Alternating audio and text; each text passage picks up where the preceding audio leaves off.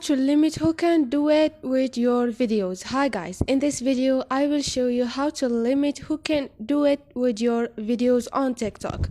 It's so easy. All you need to do is follow those steps. First thing, go to your TikTok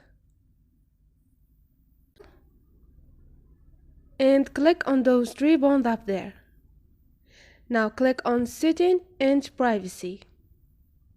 Click on the second choice, which is privacy. Scroll down and click on Duet.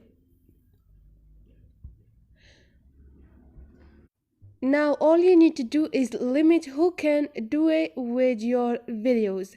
Now click on only me or friends or everyone. I choose everyone because I don't have a problem. And now this is, guys, hope this video was helpful to you. If you like the video, please don't forget to subscribe and like.